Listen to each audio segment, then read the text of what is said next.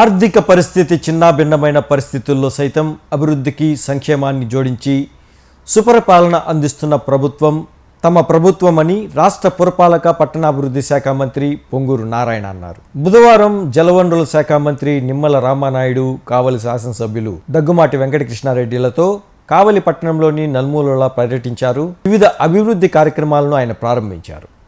కావలి rural ప్రజల దశాబ్దాల కలైనటువంటి కొత్త శివాలయం నుండి ఇందిరమ్మ కాలనీ వరకు రోడ్డును 1,20,00,000 రూపాయల వ్యయంతో అభివృద్ధి చేసి ప్రారంభించారు. ఈ సందర్భంగా ఏర్పాటు చేసిన ప్రత్యేక సభలో మంత్రి నారాయణ మాట్లాడుతూ కావలి నియోజకవర్గ అభివృద్ధి ప్రదాత శాసనసభ్యులు కృష్ణారెడ్డి అని, నిరంతరం నియోజకవర్గ అభివృద్ధి లక్ష్యంగా కృషి చేస్తున్నారని ఆయన పనితీరును ప్రశంసించారు. ఎందుకంటే ఇవాళ కావలి నియోజకవర్గంలో పర్టికులర్గా ఈ యొక్క అభివృద్ధి శంకుస్థాపనలు ప్రారంభోత్సవాల సందర్భంగా వాడలో తిరుగుతున్నప్పుడు మీ అందరిలోనూ కూడా కృష్ణారెడ్డి గారి పట్ల అత్యంత అభిమానం, ప్రేమ, అనురాగం, సంతోషం. నిన్న ఈ రోజు ఈ యొక్క కూటమి ప్రభుత్వం అధికారంలోకి వచ్చినటువంటి ఈ యొక్క సంవత్సర కాలంలోనే ఎన్నో అభివృద్ధి కార్యక్రమాలు, ఎన్నో సంక్షేమ కార్యక్రమాలు ఈవేళ రాష్ట్రంలో జరుగుతున్నటువంటి పరిస్థితి. ఎందుకంటే మీరందరూ చూస్తూ ఉన్నారు, గత 5 సంవత్సరాల పాలనలో ప్రజా వేదికల విధ్వంసంతో ఆ రోజు పాలన ప్రారంభమవుతే మళ్ళీ ఈ రోజు ఒక ప్రజా రాజధాని అమరావతి నిర్మాణంతో ఈ పాలన ప్రారంభమవుతున్నటువంటి పరిస్థితి. ఆ రోజు పోలవరాన్ని ముంచేసి పోలవరం భవిష్యత్తులో కూడా నిర్మాణం చేయలేమనేటువంటి విధానంలో ఆ రోజునటువంటి ఇరిగేషన్ శాఖ మంత్రులు, ముఖ్యమంత్రులు మాట్లాడితే ఈ రోజునటువంటి ముఖ్యమంత్రి రేపు 2027 డిసెంబర్ కల్లా పోలవరాన్ని పూర్తి చేస్తామని పోలవరం పనులు ప్రారంభించడం కానీ, ఒక స్టీల్ ప్లాంట్ ప్రైవేటీకరణ కాపాడుకోవడం కానీ, ఒక రైల్వే జోనుని మనం సాధించుకోవడం కానీ, అదేవిధంగా గుంతలు లేనిటువంటి మరి ఆంధ్రప్రదేశ్ రాష్ట్రంలో రోడ్ల నిర్మాణం విషయంలో కానీ, అన్నింటికీ మించి మన యువతకు ఉద్యోగ ఉపాధి అవకాశాలు కల్పించేటువంటి విధానంలో గత 5 సంవత్సరాల్లో ఈ ఆంధ్రప్రదేశ్ రాష్ట్రాన్ని వదిలి ఎన్నో పరిశ్రమలు పారిపోయేటువంటి పరిస్థితి. అదే మీరందరూ కూడా చూశారు. ఒక లూలు గాని, ఒక అమర్రాజా గాని, ఒక కియో ఎక్స్టెన్షన్ గాని, ఆఖరికి కడ్రాయర్ల కంపెనీ జాతి కూడా ఆ రోజు రాష్ట్రం వదిలి బయటకు పోయినటువంటి పరిస్థితి. కానీ ఈ రోజు మళ్ళీ చంద్రబాబు నాయుడు గారు, మళ్ళీ లోకేష్ గారు వచ్చిన తర్వాత మళ్ళీ ఈరోజు పెద్ద ఎత్తున మళ్ళీ పెట్టుబడులు, పారిశ్రామికవేత్తలు ఆంధ్రప్రదేశ్ రాష్ట్రానికి వచ్చి ఈ యొక్క 5 సంవత్సరాల పరిపాలనా కాలంలో మళ్ళీ 20 లక్షల ఉద్యోగాలు యువతకి వాళ్ళని ఆలోచనతో అదే విధంగా ఇంత పెద్ద ఎత్తున అభివృద్ధి కార్యక్రమాలు చేసుకుంటూ ఈ ప్రభుత్వం ముందుకెళ్తూ ఉంది. మరి ఈ అభివృద్ధి కార్యక్రమాలతో పాటు ఎన్నో సంక్షేమ కార్యక్రమాలను కూడా మీరందరూ చూస్తూ ఉన్నారు. ఈ మొదటి సంవత్సర కాలంలోనే మీరు చూసారు, పెన్షన్ గతంలో 200 రూపాయల పింఛన్ని 2,000 రూపాయలు చేసింది నారా చంద్రబాబు నాయుడు గారు. ఆ 2,000 రూపాయల పింఛన్ని గత ముఖ్యమంత్రి పాదయాత్రలో చెప్పాడు 3,000 రూపాయలకి పెంచుకుంటూ పోతాడన్నాడు. కానీ ఆ 1,000 రూపాయలు పెంచడానికి అతనికి 5 సంవత్సరాలు పట్టింది. 1,000 రూపాయలు పెంచడానికి 5 సంవత్సరాలు పట్టింది గత ముఖ్యమంత్రికి. కానీ ఈ రోజు మీరు చూశారు, 3,000 నుంచి 4,000 రూపాయలు ఎవరైతే వృద్ధుల వితంతులకు పెంచామో, ఏదైతే 3,000 రూపాయలు దివ్యాంగుల 6,000 రూపాయలకు పెంచామో, ఎవరైతే పెన్షన్లు ఉన్నారో వాళ్ళకి 10,000 రూపాయలు ఇస్తున్నామో, మనకి మొదటి నెల మొదటి తేదీనే ఈ ప్రభుత్వం పెంచి మీ గడప దగ్గర, మీ ఇంటి దగ్గర ఇస్తుందంటే ఎంత పెద్ద ఎత్తున సంక్షేమానికి శ్రీకారం చుట్టినటువంటి పరిస్థితి. మీ అందరికీ తెలుసు, పరిపాలనలో మెగా డిఎస్సీ అన్నాడు, ప్రతి సంవత్సరం డిఎస్సీ అన్నాడు. 5 సంవత్సరాల్లో డిఎస్సీ ఊసే లేదు. కానీ మనం వచ్చాం, మొదటి సంవత్సరంలోనే 16,000 టీచర్ల పోస్టులు ఇవాళ డిఎస్సీ ద్వారా మళ్ళీ మనందరూ కూడా భర్తీ చేస్తూ ఉన్నాం. ఆ రోజు మీరు చూసారు, ఆయన ప్రభుత్వంలో అధికారంలో వచ్చిన వెంటనే రాష్ట్రంలో ఉన్నటువంటి అన్నా క్యాంటీన్లన్నింటినీ కూడా రద్దు చేశారు.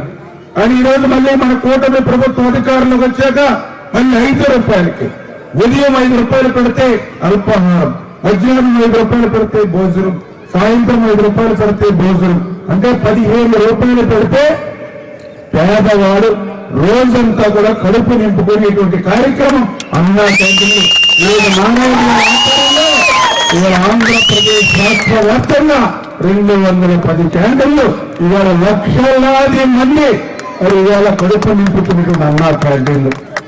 అదేవిధంగా మీరు చూశారు, మహిళలకు 3 గ్యాస్ సిలిండర్లు ఉచితంగా అందించేటువంటి కార్యక్రమానికి శ్రీకారం చుట్టేటువంటి విషయంలో కానీ మొన్న మీరు చూశారు తల్లికి వందనం. ఆ రోజు కూడా పాదయాత్రలో చెప్పాడు అమ్మఒడిని. ఆ రోజు జగన్మోహన్ రెడ్డి గారు సతీమణి భారతిరెడ్డి గారు కూడా ఇంటింటికి వెళ్ళినప్పుడు వాడకెళ్ళినప్పుడు చెప్పింది ఆమె, ఒక బిడ్డని బడికి పంపిస్తే 15,000 రూపాయలు, 2 బిడ్డలు బడికి పంపిస్తే 30,000 రూపాయలు అని చెప్పింది ఆ రోజు భారతిరెడ్డి గారు. వాడో చెప్పారు ఇద్దరికి ఇస్తామని, కానీ అధికారులు వచ్చాక మాట తప్పి మడమ తప్పి ఒక్కరికే 13,000 రూపాయలు చేతిలో పెట్టినటువంటి పరిస్థితి. కానీ ఈ రోజు మన అధికారులకు వచ్చాక మాట ఇచ్చినటువంటి ప్రకారం ఎంత మంది బిడ్డలుంటే అంత మందికి కూడా 17,000 రూపాయలు. ఒక బిడ్డలుంటే 13,000, 2 బిడ్డలుంటే 26,000, 3 బిడ్డలుంటే మరి ఏదైతే 39,000 రూపాయలు, 4 బిడ్డలుంటే 52,000 రూపాయలు, 5 బిడ్డలుంటే 65,000 రూపాయలు అందుకున్న వాళ్ళు కూడా ఉన్నారు. మొన్న కూడా నేను వాట్సాప్ లో చూసాం, 5 బిడ్డలకి 65,000 రూపాయలు అందుకున్నానని ఒక తల్లి ఆనందంతో వాట్సాప్ పెట్టింది. అది ఎక్కడో కాదు, జగన్మోహన్ రెడ్డి గారి నియోజకవర్గం పులివెందుల నుంచి వీడియో పెట్టింది. ఇక్కడ ఉన్నటువంటి ఎమ్మెల్యే ముఖ్యమంత్రిగా ఉన్నప్పుడు నా 5 బిడ్డల్లో ఒక బిడ్డకే 13,000 రూపాయలు పడ్డాయి అకౌంట్ లో. కానీ ఈ రోజు చంద్రబాబు నాయుడు గారు ముఖ్యమంత్రిగా ఉంటే నా అకౌంట్ లో 65,000 రూపాయలు పడ్డాయి. 5 రూపాయలు ఆనందంగా సంతోషంగా ఆమె వీడియో పెట్టి పోస్ట్ చేసింది అని అంటే ఇచ్చినటువంటి మాటలు కట్టుబడి తల్లికి వందనం ఈ ఆంధ్రప్రదేశ్ రాష్ట్రంలో ఎట్లా అమలు చేస్తున్నామో అదే ఒక ఉదాహరణ. అదేవిధంగా ఎవరైతే రైతాంగం ఉన్నారో మరి ఈ నెలలోనే కేంద్రంతో కలిపి 20,000 రూపాయల అక్షరాల పెట్టుబడి స్వయంగా రైతాంగానికి కూడా ఈ నెలలోనే అందజేయబోతూ ఉన్నాం. అదేవిధంగా ఎవరైతే మహిళా సోదరులు ఉన్నారు వాళ్ళకు కూడా సూపర్ 6 లో చెప్పాం, ఖచ్చితంగా రేపు ఆగస్టు 15వ తేదీకి మా మహిళా సోదరులందరూ కూడా జిల్లా పరిధిలో ఆర్టీసీ బస్సులో ఉచితంగా టికెట్ అవసరం లేకుండా ప్రయాణించేటువంటి సౌకర్యం కూడా ఆగస్టు 15 నుంచి అమలు చేస్తూ ఉన్నాం. అంటే ఈ రకంగా అధికారులకు వచ్చినటువంటి మొదటి సంవత్సరంలోనే సుపరిపాలనలో తొలి అడుగే ఎంత అభివృద్ధి చేస్తూ ఉన్నాం. ఇన్ని సంక్షేమ కార్యక్రమాలు ఈ రోజు ఈ ప్రభుత్వం చేస్తూ ఉంది. దయవుంచి ఇవన్నీ కూడా గమనించమని, ఎందుకంటే గత 5 సంవత్సరాల పాలనంతా కూడా చూస్తారు మీరు. కక్షలు, కేసులు, వేధింపులు, rowdyism, goondaism, settlements, sand, mines, lands, లెక్కలు, ఇవే లూటి, దోపిడి. ఆ పరిపాలన ఎట్లా సాగింది, ఈ పరిపాలన ఎట్లా సాగుతుంది? మరి ఇలా ప్రతిపక్షంలోకి వచ్చాడు, ఏదైనా మార్పు వచ్చిందా అని అంటే 11 సీట్లకే పరిమితం చేశాడు. ఏదైనా పాఠాలు నేర్చుకున్నాడా అని అంటే ఏమీ లేదు. మళ్ళీ ఈ రోజు చూస్తూ ఉంటే ఎవరైతే రౌడీలకు, ఎవరైతే బ్లేడ్ బ్యాచ్ కి, ఎవరైతే గంజాయి బ్యాచ్ ఎవరైతే ఉన్నారో వాళ్ళ నాయకులుగానే జగన్మోహన్ రెడ్డి ఉన్నాడు తప్ప ఇవాళ ఒక ముఖ్యమంత్రిగా పనిచేసిన వ్యక్తిగా, ఒక పార్టీని నడుపుతున్న వ్యక్తి ఈ రోజు ఆయన కనపట్ల. మొన్న కూడా మీరు చూశారు, పరామర్శకు పోయాడు. పరామర్శ కంటే మనం చూస్తే ఎవరంటే బెట్టింగ్ లో డబ్బులు కాసి ఆ ప్రజలకి డబ్బులు మళ్ళీ తిరిగి చెల్లించలేక ముఖం చెల్లక అతను ఆత్మహత్య చేసుకుంటే కలుపు మందు తాగి ఆ బెట్టింగ్ రాయుడికి మరి పరామర్శకి, పైగా బెట్టింగ్ రాయుడికి పెద్ద విగ్రహం ఓపెనింగ్ వెళ్ళాడు. నిజంగా నాకు తెలుసుండే ఆంధ్రప్రదేశ్ రాష్ట్రంలోనే కాదు దేశంలోనే ఎక్కడ కూడా బెట్టింగ్ వాళ్ళకి విగ్రహం పెట్టిన ఘనత ఒక జగన్మోహన్ రెడ్డికి దొరుకుతూ ఉంది. వాళ్ళ కుటుంబాన్ని పరామర్శించడానికి వెళ్ళాడు. ఎప్పుడు వెళ్ళాడు పరామర్శకి? ఎవరైనా పరామర్శకి వెళ్తే ఒక వారం రోజుల్లో, 10 రోజుల్లో, 1 నెల రోజుల్లో వెళ్తాం. ఈయన సంవత్సరం దాటిన తర్వాత, సంవత్సరం అయిపోయిన తర్వాత పరామర్శకు పోయాడు. ఆయన పరామర్శ కూడా ఒక దండయాత్ర మాదిరిగా ఆ రోజు ఉన్నటువంటి పరిస్థితి మీరు చూస్తారు.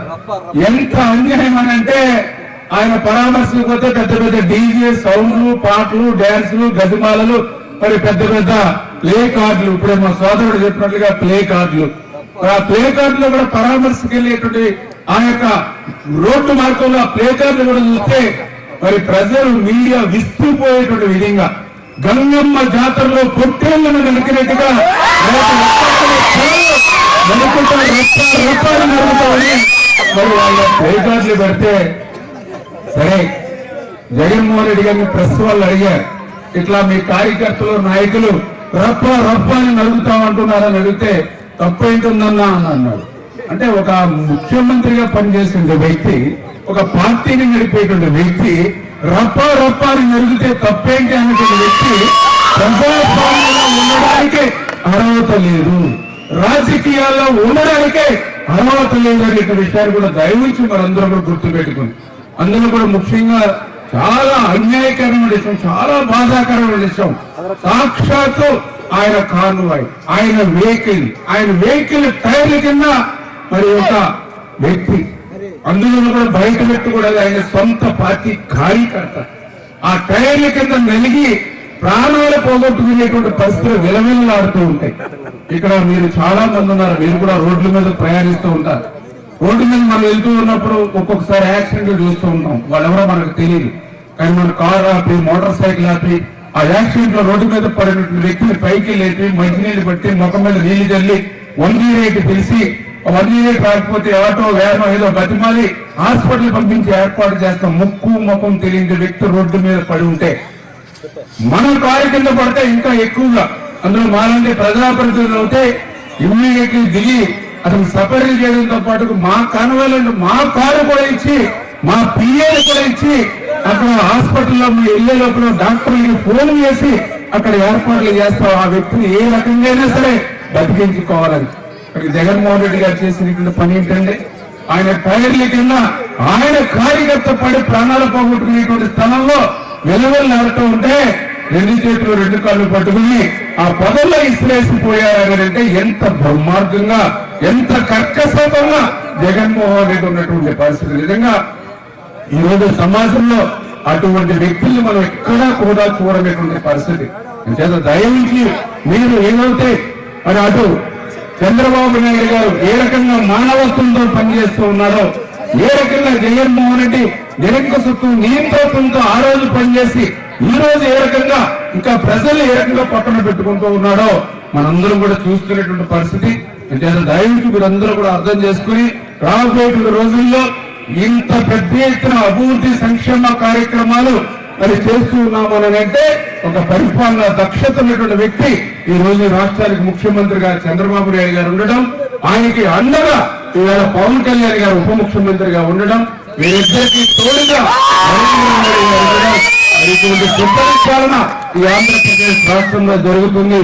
అందుకు మీరందరూ కూడా ఆశీర్వదించాలని చెప్పి మరొక్కసారి మీ ద్వారా తెలియజేసుకుంటూ, మరి ఈరోజు మరొక్కసారి మరి ఏదైతే కృష్ణారెడ్డి గారు ఖచ్చితంగా నేను కూడా చూస్తూ ఉన్నా, నాకు కూడా కావలి నియోజకవర్గంలో గతం నుంచి కూడా అనుభవం ఉంది. గతంలో బీమా మొత్తం కావాలి, మేము కూడా మా జిల్లాలో చెరువులు అవన్నీ ఎక్కువ, మేము కూడా ప్రాణ్ కల్చర్ అని చేత ఆ రోజు నుంచి హ్యాచరీలు ఇవన్నీ కూడా బాగా పరిచయం. ఆ రోజు కూడా మీకు కావాలి ఎన్నికల్లో కూడా ప్రచారంలో కూడా చాలా సార్లు నేను ఆయనతో పాటు గతంలో వచ్చినటువంటి పరిస్థితి ఉంది.